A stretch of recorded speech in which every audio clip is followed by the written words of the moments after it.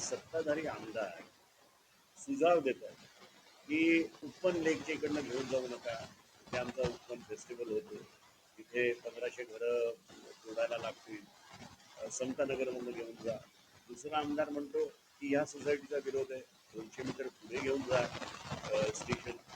तिसरी सोसायटी म्हणते की आमच्या रस्त्यावरून नको, मागच्या रस्त्यावरून घेऊन जा. तिसरा आमदार म्हणतो कळवा मुंब्रा दिव्यालाही हा प्रकल्प घेऊन जा. म्हणजे माझं स्पष्ट म्हणणं आहे हे काय एका भातुकलीचा खेळ चालू आहे का तुमचा?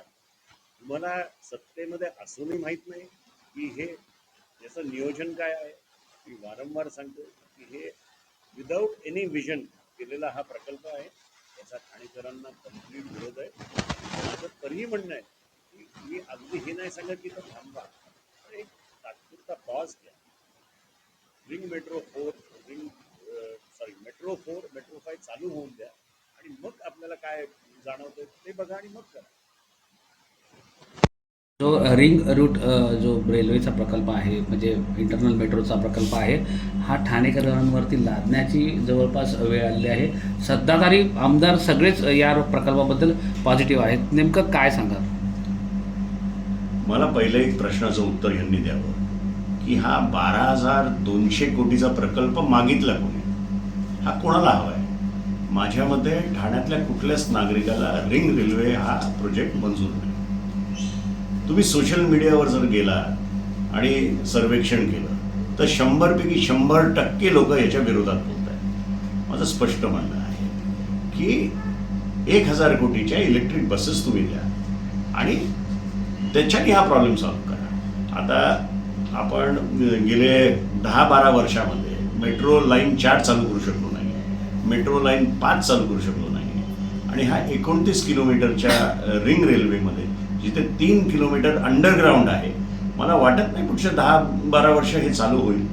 आणि ह्या 10-12 वर्षामध्ये जी वाताहत या ठाण्याच्या नागरिकांची होईल त्याच्याबद्दल जेवढं कमी बोलणं तेवढंच चांगलं. दुसरी एक गोष्ट, आज सत्ताधारी आमदार सुझाव देत आहेत की उपवन लेकच्या इकडनं घेऊन जाऊ नका, तिथे आमचा उपवन फेस्टिवल होतो, तिथे 1500 घरं तोडायला लागतील, समतानगरमधनं घेऊन जा. दुसरा आमदार म्हणतो की ह्या सोसायटीचा विरोध आहे, 200 मीटर पुढे घेऊन जा स्टेशन. तिसरी सोसायटी म्हणते की आमच्या रस्त्यावरून नको, मागच्या रस्त्यावरून घेऊन जा. तिसरा आमदार म्हणतो कळवा मुंब्रा दिव्यालाही हा प्रकल्प घेऊन जा. म्हणजे माझं स्पष्ट म्हणणं आहे हे काय एका भातुकलीचा खेळ चालू आहे का तुमचा? तुम्हाला सत्तेमध्ये असूनही माहीत नाही की हे याचं नियोजन काय आहे?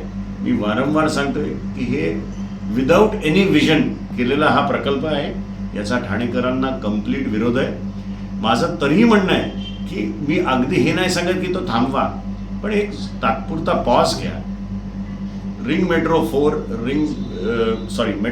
मेट्रो 5 चालू होऊन द्या आणि मग आपल्याला काय जाणवतंय ते बघा आणि मग करा.